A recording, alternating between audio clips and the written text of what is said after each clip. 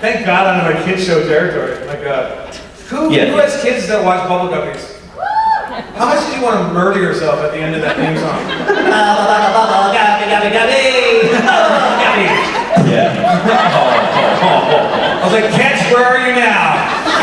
Oh, making Mick Davies out of me. Oh, too soon? Oh, you're just going to ask here. I'll apologize. I'll text you.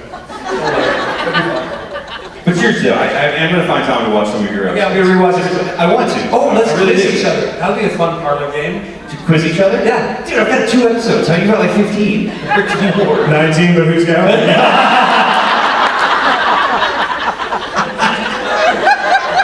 Oh, I didn't know it was 19. Oh, I don't know if I can find the time. That's a whole season. Super busy all of a sudden. I'll just send you my favorite clips. It's fine. You send me your favorite clips. Send me your reel. It's all Catch. Oh, that's great. That'll help me a lot, like the Cliff Notes version. Did we answer your question? I think so. Yeah, they were for you, and you did a wonderful job.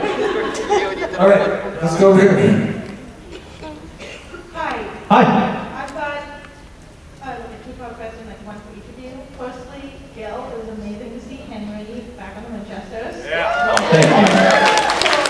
thank you. So, you is, what was that like to get the call and see if you want to come back on the Winchesters? And David, for you, if there was a way to have you somehow on the Winchesters, how would you like to be on the Winchesters if you get season 2? Yeah. Go Hank. Well, thank you for your question. It was a dream come true, honestly. And some of you have been to some of these shows, you've heard me tell this story already, but, I was in 2 episodes, season 8 and 9, and then had hopes that Henry would come back at some point. It never happened on Supernatural, unfortunately, and then the show ended, and it was kind of like a hard pill for me to swallow. Be quiet. But, and then I heard the Winchesters was happening, and then I found out that Henry was in the pilot script for the Winchesters, and in fact, my name was in the pilot script for the Winchesters, though nobody had told me. And so I found out through Elena Huffman, who played Abaddon, and then a couple months later, just out of the blue, Jensen texted me and asked me if I had a minute to talk. And I said, who dis? Lose my number. No, I said, of course, man, call me anytime. So he said, I'll call you in a little bit. He gave me a call, we chatted for like 15 minutes. He just wanted to make sure that I wanted to do it. And of course, I was elated.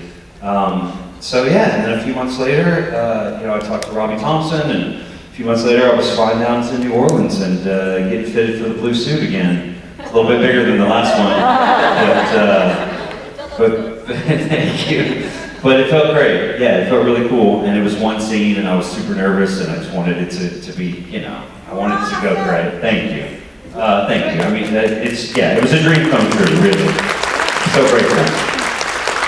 That's cool, man. I love that. Yeah, your Winchester blood, man. That's so cool. That's legacy shit. I love that. No, really, truly. I watched your shows.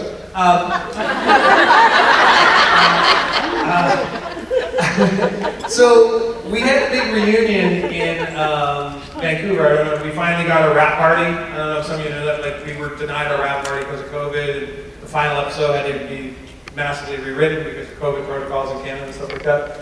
And Jensen and I got to talking, albeit a few whiskeys deep. And this is not canon, and it's probably not going to happen. But we were talking about like how could Catch in some form come back to the Winchesters. We were just spitballing. It was kind of fun.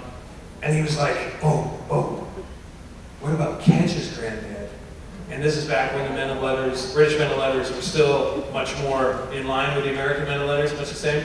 And so the idea of sort of like a nice sort of 60s, swinging, Austin Powers sort of, how you doing? Catch's granddad, so called the same baby, yeah!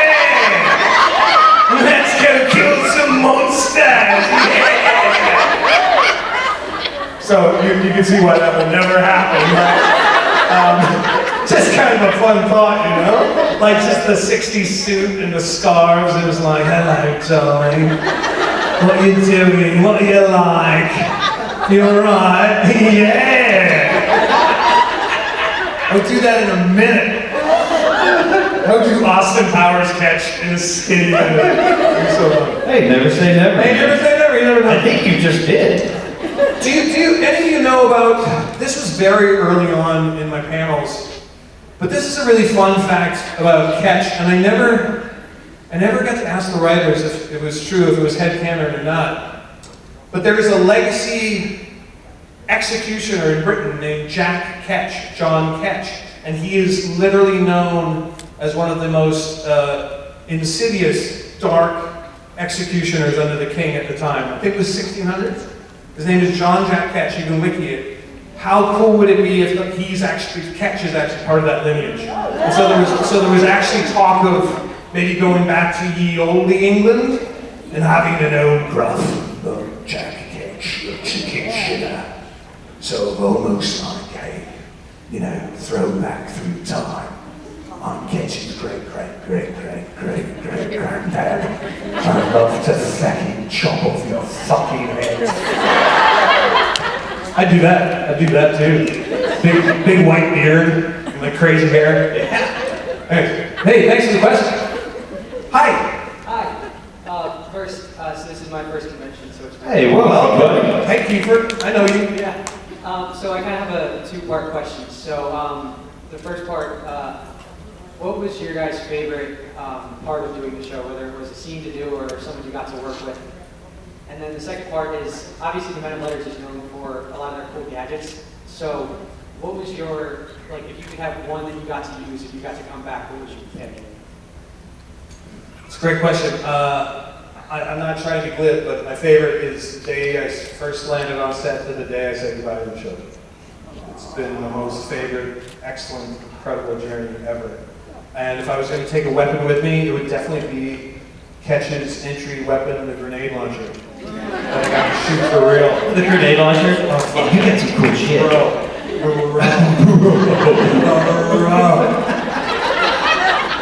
And it was a real grenade launcher, and they put a quarter of a charge in it for that first shot. And they don't do this anymore. They did a real practical explosion timed with the grenade launcher. It was OG practical, man. So I had a quarter charge in this, and that thing kicked me back like. And then they have a guy on the trigger, I shoot, and that was all in one shot. I don't know if you remember, it's a bit of a tracking shot. I kicked the guy in the face.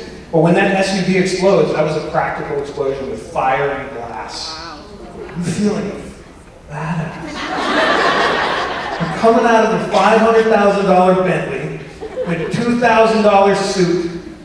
Little teenage Davy boy is just peeing in his knickers. He's so excited. It was a great day. It was a great day. So yeah, that's iconic for me too, because I was like, Jensen comes up to me and he goes, "Hey, how's it going? Have a good day? Have a good time on the show?" Well, I was like, I'm having the time of my life, guys. I'm having the time of my life. Yeah. Did you get to shoot with your pants too? No, that's you on your movie. Anyone on your movies? Oh yeah. We're not going down that That's a road. problem, never again. Go to the internet if you want to see what that's about. Oh wow. I mean, Did you get weapons? Did you fight? But you were like sort of like. yeah, I didn't get to use a lot of weapons. I used some magic, some potions, that sort of thing. That was fun. But I don't know. I mean, the blue suit was like, it just felt like awesome to me. Just getting to do that period Mad Men sort of flavor too. Exactly. Like I love period piece shows, and so that was like, I love. You bring up Mad Men. I love Mad Men. I never got to be on Mad Men. Auditioned several times, but so I felt like it was kind of my Mad Men moment. The whole first episode I did was a dream come true. I mean, I got just kind of thrust into this thing, and I was we shot over. We shot like maybe 4 or 5 days, and then took a break for the Canadian Thanksgiving, and then I went back to finish. So it was nice having that break in the middle, because I was working so much.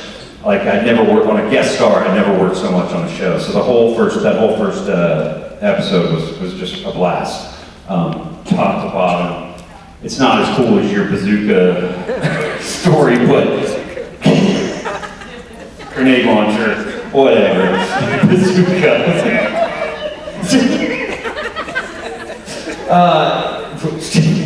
Breaking baby's window was really fun. That was probably my coolest moment that I got to do. That's almost sacrilege, right? Right, and at the You're hurting babies. I didn't really know how like that would, upset the fans and the world, but it was cool.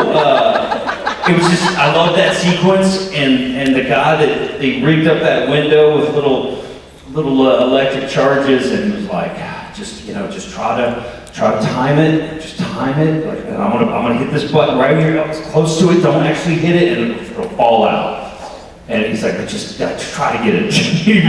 and I got it on one take, and nailed it, and we got to move on. They didn't have to reset the thing. It was one of those moments as an actor, I was like, fuck yeah, I got it. Like, first try. Like, moving on. Like, we got it, it looked great, and it's probably one of my favorite moments in the episode. Seriously though, like that getting the glass on the first one without a reset is a big deal on set. It's the difference between like maybe 2 hours. Because I had a fight when Ketch died the second time. I got my heart ripped out. I throw the demon. Is that a fun thing to say? On my second death. I threw a demon through the window, and she didn't fall enough through the shot. This incredibly stunt woman actress, and for camera, it was just like a little. It just wasn't the epic kind of like. Oh, and it just sort of like fumbled and mucky, and it didn't do the thing. And they're like, "Gotta do it again." And like everyone was like, "Please, please, please!" Props and like because they gotta clean up all the glass. They gotta reframe a whole glass thing. They gotta repo everything. It's like getting glass on the first try is a big deal. So it's just kind of a fun fact about shooting. Yeah. Like redoing broken glass stuff. It's a pain in the ass. You know what I'm saying? So good job. Thank Good job, you. buddy. Thanks. Yeah, it was fun. I mean, I've never had so much fun working on anything really. Great job. Thanks, Keeper. See you around. Hey! Well, one thing, I love you both, and I love seeing you on the Winchesters. Gil, I actually cried watching that episode. I Thank love you. so much. And what was it like working on the set of Supernatural and or the Winchesters? Because seeing you on both actually made me happy, and I love you, David and Gil. Thank you so much. It's very kind of you. Love that. What was it like working on the two different sets? I mean, yeah, you're talking about like 10 years in between, honestly, or almost. So it was, it was wild. And in those 10 years, for the most part, I've been doing a fair amount of these, so I felt still connected to the show and to you guys in a lot of ways. But I mean, I've said this before. I've never worked on a show as nice, as professional, top to bottom, and that starts at the top with Jared and Jensen, and then everybody else. I mean, just truly an amazing show to work on. As a guest star on their show, there's not many, I've done a lot of guest stars, and it's not usually the case that you get that kind of experience working as a guest star on a TV show. And that definitely, I felt that translated to the set of the Winchesters as well. It was a difference the only difference was, it was mostly, I mean, season 1, and by the time I was on Supernatural, they were in season 8 and 9, so by that time, they really, they gelled well together. They called it like a well-oiled machine. Everything was tight. Winchesters, for season 1, they were awesome. And I was lucky enough to have Richard Spade at the helm, and, and he didn't fuck it up, so, which everyone was shocked by, really.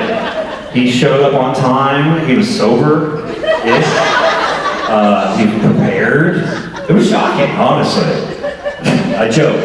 I loved having Richard there, but yeah, it was it felt like a continuation of that experience that I'd had 10 years prior, and people were really excited about, creating this new thing, and I know they wanted to succeed and they wanted to go to continue, and hopefully that can happen in some way, somewhere or another. But and the I call them the kids. I'm like the old guy now. Like the kids on the show, they were amazing, and they realize how lucky they are to be a part of it, and they want it to be so good because they know. I mean, how could they not know what they've been lucky enough to be a part of? So I got the sense that they really wanted to bring it and do a good job, and they're very professional and excellent actors. I mean, top to bottom. And I was nervous to meet them, and I found out after I shot that they were nervous to meet me, and that's like, what? Like, you know, it's just, yeah, it was very sweet. I loved it. Thank you for answering my question. I love your both and have an amazing con. I'll see Oh. you at Henry Winchester. Thanks, Lee. I'll see you then. Thank you so much for the question. That's lovely. Hi. Hi, my name is Nitya. This is my first convention, so I'm kind of like, nervous so if I stutter or stammer. That's all right. Welcome. Hey. So I have sort of a quick observation, but a question for David with Gil. Henry Winchester and bringing the men of letters into the storyline was awesome. It was fantastic. And my thing is for David. I grew up in the colonies, so I'm from India and Nigeria.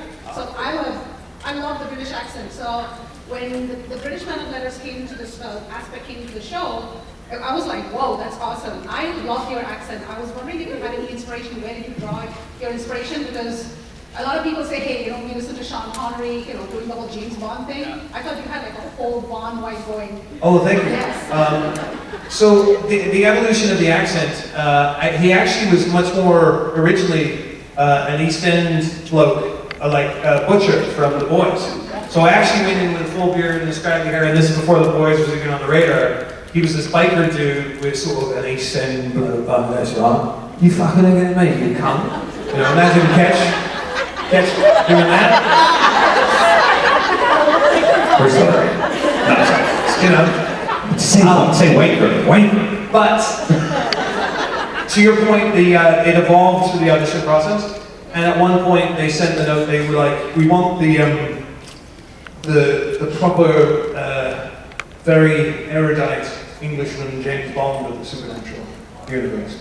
So I have an Uncle Dave in England who is one of the last of the British men who speak with a received pronunciation of King's or Queen's English, which is sort of this very proper toffee nose. Literally, he's a chin wagger. He's the last of the chin waggers. He's like, right, good, yes, quite, indeed, right? You know these guys. No, he literally wags his chin. This is my favorite bit he does. And I thought that was a bit over the top for catch, but then I grew up with Roger Moore as James Bond.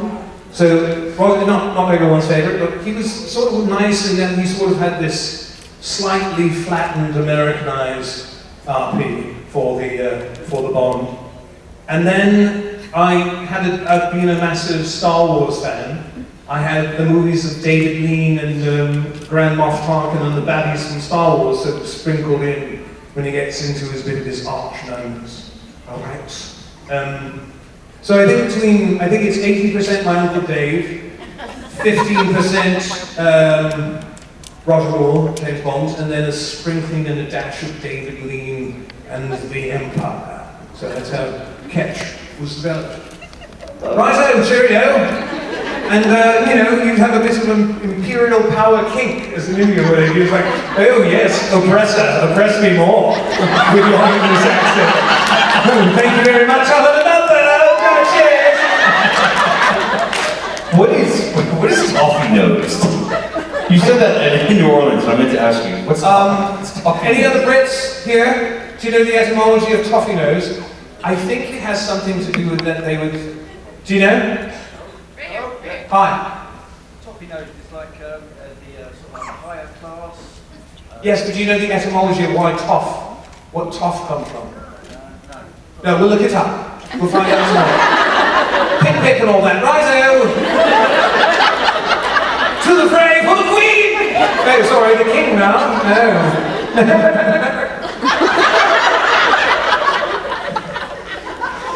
Okay.